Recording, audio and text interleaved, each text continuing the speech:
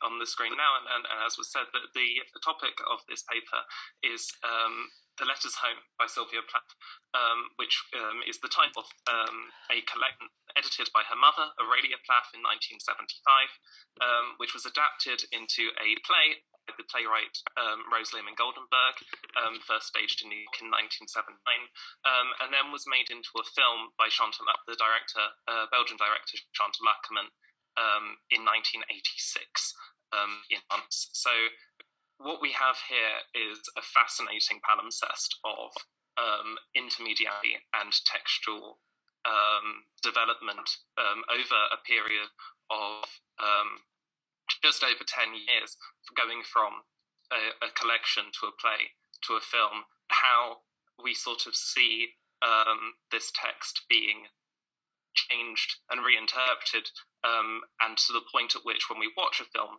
like Athens Letters Home, the to which Sylvia Plath's own writing and voice comes through in that. The film itself is very hard to find. Until recently, it is now available on Mubi. If you're interested, which I hope you all are after this this presentation, so I do recommend seeking that out. Previously, it was only available at the Centre Audiovisuel Simone de Beauvoir in Paris, which is how I had to originally, but it's now available with English subtitles. So if you are interested in that, I do recommend seeking it out. So the first thing I'm going to talk about is sort of the background of the collection that Aurelia Plath edited, the Letters Home correspondence. And what I have in this slide is an excerpt from a letter which Aurelia sent to the Belgian after it came out, which says, practically every character in the Belgian represents someone, often in caricature, Sylvia loved. Each person had given freely of time, affection, and in one case, financial help during those agonizing 6 months of breakdown in 1953. She is, of course, referring to herself. As this book stands by itself, it represents the basest ingratitude. And it's that phrase that sort of struck me when I was first investigating the letters and Aurelia's sort of response to the death of her daughter. This sense that she felt that through the writing that was coming out, discovering the bell jar after Sylvia's death, and reading it and seeing herself represented in that, and believing that it was an attack on her in the way that she was writing. I have two fairly standard examples of what Aurelia was talking about. This poem, The Disquieting Muses from the Colossus in 1957, note at the end of the stanza, she says, I learned elsewhere from muses unhired by you, dear mother. So it's if Aurelia Plath sort of felt that she had nurtured her daughter and supported her developing her creative voice, it would seem from reading her poetry that Sylvia is not perhaps showing the gratitude that Aurelia for her to be showing. And this, of course, extends to poems in Ariel, where there is perhaps a slightly even more venomous tone. Here in Medusa, the title of which is a reference to Aurelia's name, which is written on the 16th of October 1962, which ends with her saying, there is nothing between us, which seems like a sort of definitive final line on the impression of a relationship we might get just through reading Sylvia Plath's work of the relationship between mother and daughter. So naturally, Aurelia Plath didn't want that to be the lasting impression of that relationship. So we have this collection, as I mentioned, and in this collection is quite an extensive collection of letters for Plath. It's the first collection of letters that she wrote. And she says that in answer to the avalanche of inquiries that descended upon me since the publication of the poems and her novel, she is releasing this intimate correspondence, which stretches from her time at Smith College in the early 1950s, right through to her final in the early 1960s. And she also says, which I think is interesting, is that she had this dream of giving back the letters to Sylvia, hope that she might turn them into some form of fiction or poetry, something which responds directly to the love that existed between Sylvia and her mother.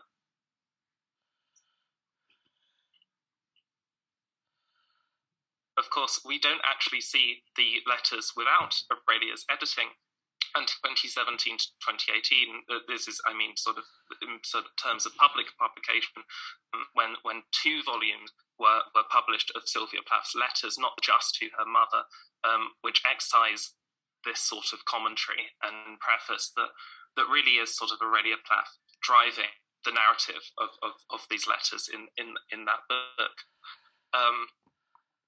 And this is an excerpt from a letter which is included in The Silent Woman, a 1992 book by Janet Malcolm, which looks at sort of the biography of Plath and how it's changed since her death in 1963.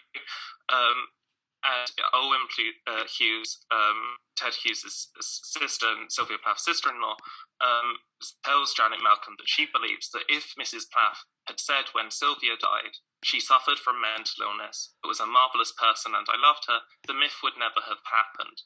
Unfortunately, Mrs. Plath was ashamed of the mental illness. It is by sort of implication of this letter, but the whole reason for the publication of Letters Home was to change the perception that people had of Sylvia Plath, and to know that prior to the point of her death, there had been a strong bond between mother and daughter.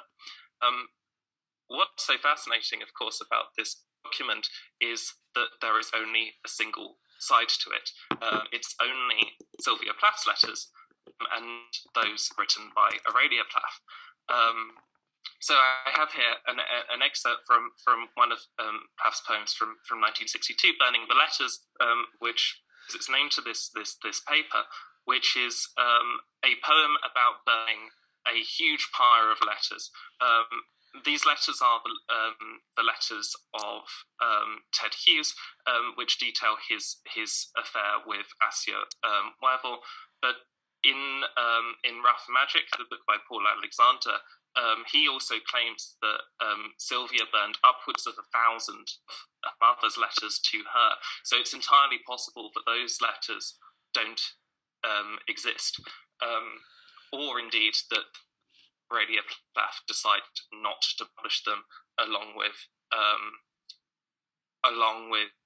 Sylvia's letters to her, which she had been collecting since she left home in the early 1950s to go to Smith. That's where sort of the play comes from. It's taking this text that has been edited by Aurelia Plath and turning it into a drama.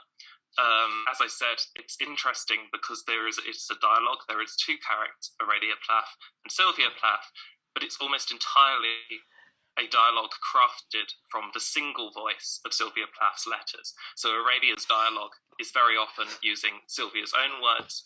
She introduces the play in the way that I showed you earlier with the preface of the book, and occasionally some of Aurelia Plath's comments and annotations within the text are used as dialogue within the play itself.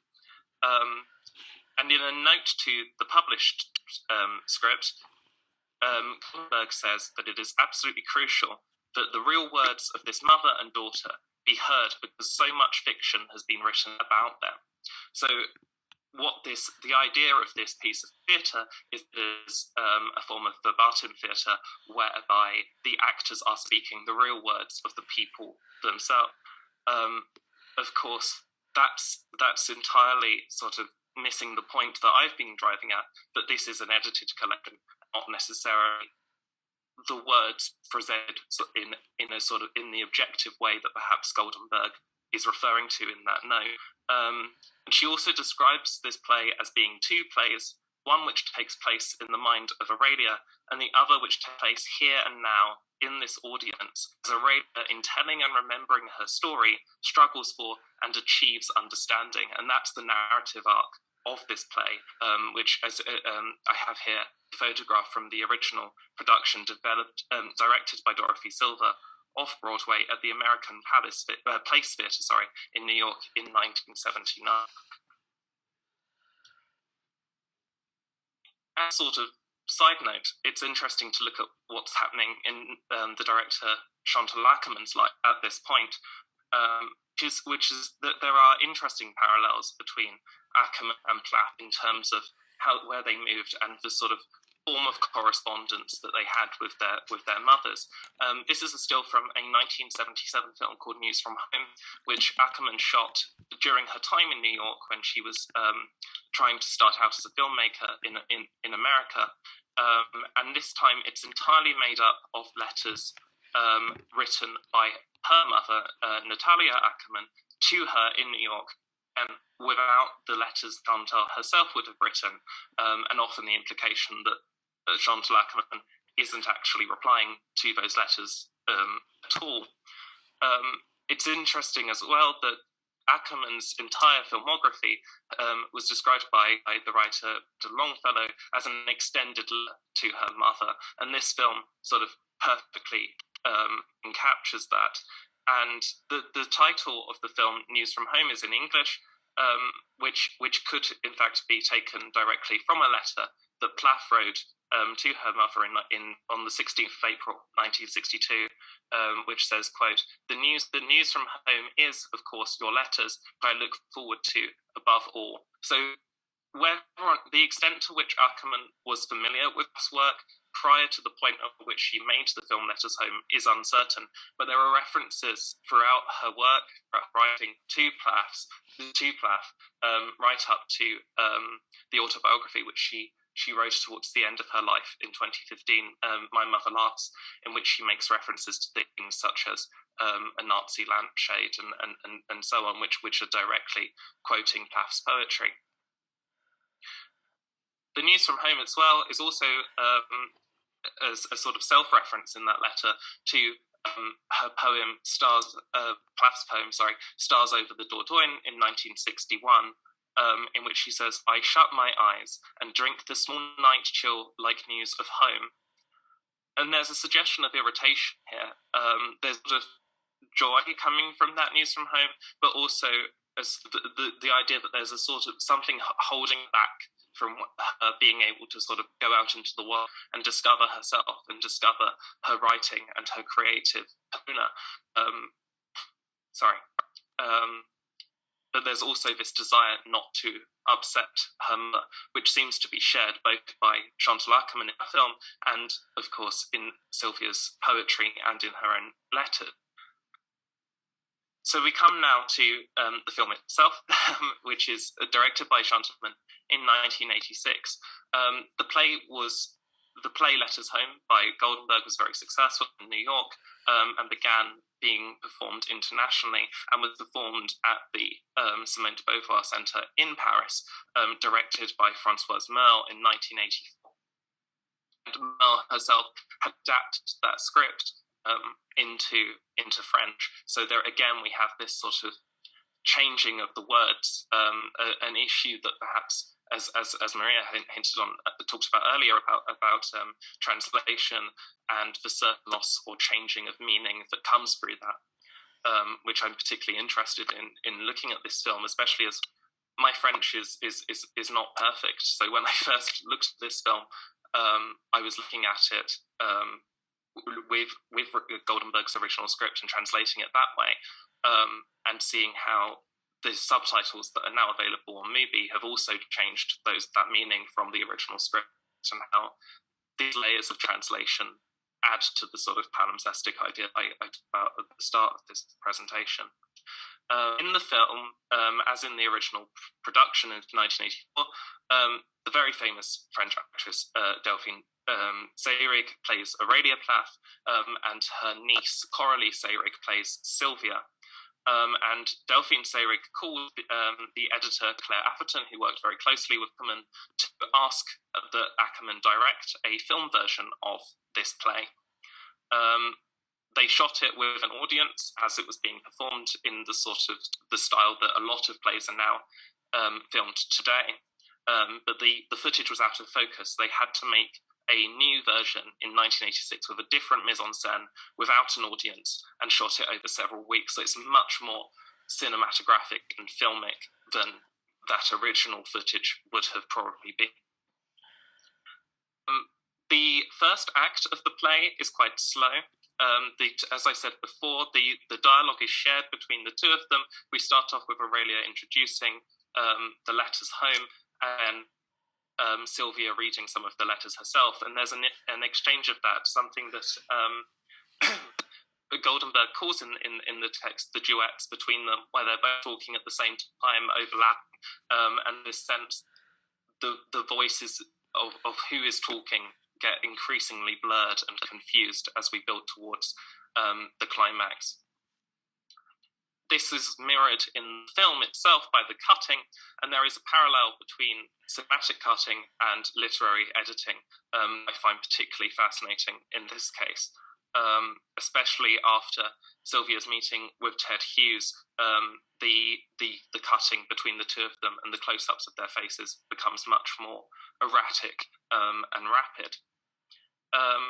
In terms of language, I'm also interested in how a news film was released in two versions, one rated in English and the other in French, which has this certain bilingual representation of uncertain situatedness, of sort of having one foot in America and one foot back home in Europe. And the same might be said of Sylvia Plath when she went to Cambridge and moved to England, and the way that she sort of tied between America and England.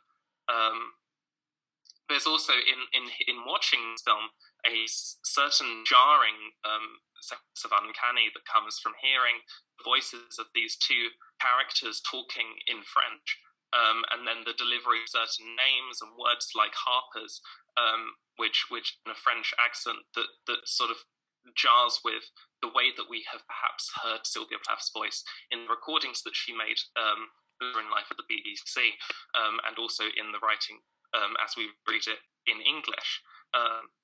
So we are the performance by Coralie Sayrig sort of distances us from the Wellesley-born Smith girl with a Fulbright scholarship that we're all familiar with, and that was described by Ted Hughes later in the birthday letters as being singled out in a photo at Cambridge by her, quote, exaggerated American grin. I think it's also particularly interesting looking at Janet Malcolm's book, The Silent Woman, that there is this wonderful quote that she gives that says that after the publication of The Letters Home, the legend opened out to become a vast, sprawling movie novel filmed on sets of the most consummate and particular realism, period clothing, furniture, and kitchen appliances, food, a cast of characters headed by a Doris Day-ish Plath, a tall Doris Day who, and a Laurence Olivier Heathcliffe-ish Hughes. And that's the complete opposite of what Ackerman creates in this play and in this film. In the minimalist set, the fact that the two characters are being played by people who are not American, who are not blonde, and who are very different. The image, perhaps, we have of Plath elsewhere, to focus solely on the words themselves and how those words can be distorted.